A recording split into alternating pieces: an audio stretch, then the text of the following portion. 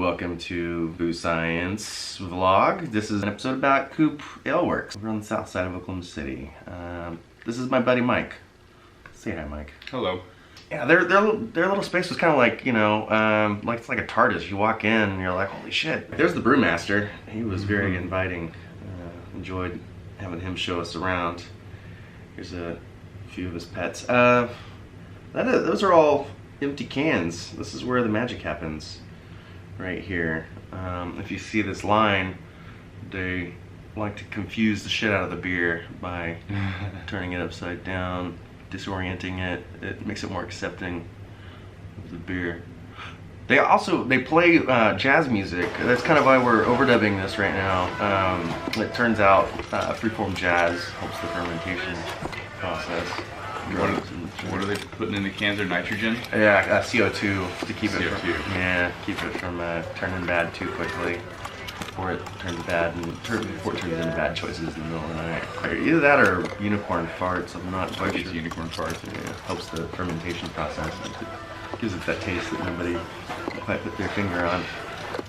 It's gonna kick out. This is an X-ray machine. I guess they like to give them cancer before they send them out into the world. There's nothing like an ill beer. It really takes the radiation in that morning.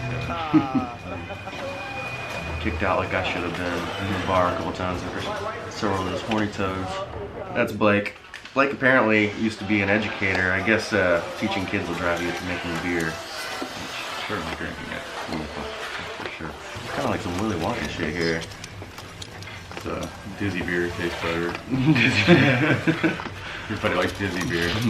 They're required by law to hire a certain number of hipsters. It's part of a program in Oklahoma to keep hipsters off the street. It's astounding. This is a much larger process, much larger brewery than they used to have. Where were they? They were basically right next to Speakeasy on 50th. Or 51st is what it was. Northwest side. Yeah. I guess they're right next to an elementary. They're right next to an elementary school down on the south side. I would have like died to grow up next to a brewery. Snuck out of school. These are made out of, that's recycled golf discs right there. Not really.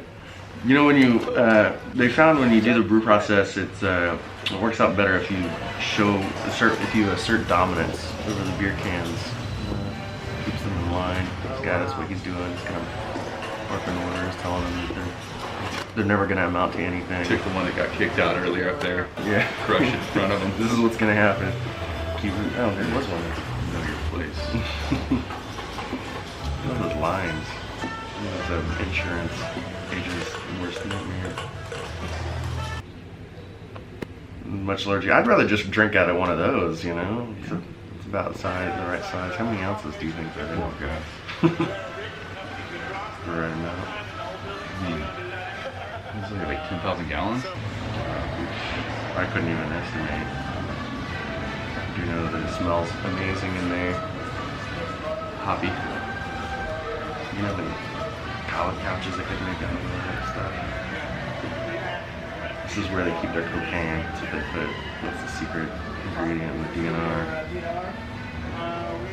And then back here, they've replicated a prison yard. It keeps the people who work at the brewery, you know, like happy, I guess. That's the environment they're used to. Put them out there to get some vitamin D from the sun. Yeah, here's their nap room. They like to play a little game with the newest members of the team, where they'll convince them to take a nap in one of these barrels, and then they'll bring in the dog and have them find them.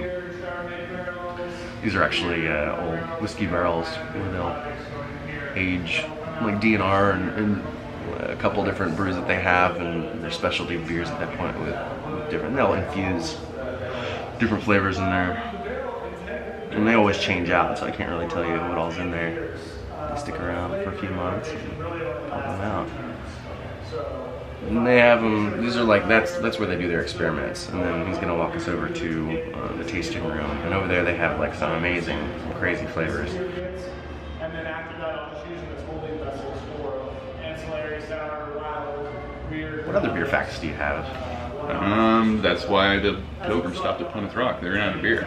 They couldn't. You can't transport water over long distances, so they drink ale the whole time. They were just desperate there, like somebody pull They got over. this fucking boat. You think they were out of beer? Maybe it was one of those things where they see the mirage. Like I'm pretty sure I see a little public work, or what do they call them? Public house. Right. Pretty sure I see a public house over there. Pull it over there, buddy. You drink any of these? Are these beers? Do I? Yeah. Yeah. Which ones? DNR, Native Amber. Nah. Now, what would you say, like, Native Amber's like? Yeah. I don't know. I just always try something new. The DNR's pretty stouty, I guess. Oh yeah. It's got quite the impact. I love the artwork. You know that the reason. Well, they say beer is better in a can because sunlight will almost immediately turn any beer skunky. And so, if you think about the beers that have like green bottles, Heineken, Stella, they always have that skunky flavor. Corona, clear bottles, same situation. That's why beer bottles are traditionally dark brown. So therefore, you ever go to a liquor store and you see the beer sitting in the window, don't buy that shit. It's gonna be terrible.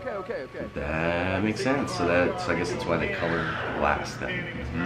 So they say the best beer is the canned beer poured into a glass. Oh, interesting. So they just run a can opener backwards, I guess. Can closer. You can do that in your kitchen as well with yours. Yeah, we should try it out.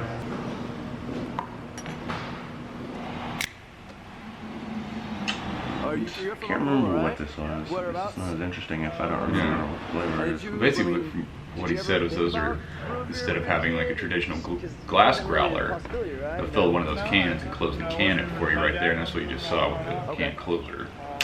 Yeah, he mentioned that you need to drink those fast because they'll go bad, which is awful. I hate having to go home and drink delicious beer right after drinking delicious beer. It's torturous doing work like this. You know, you do it for the people. For humanity.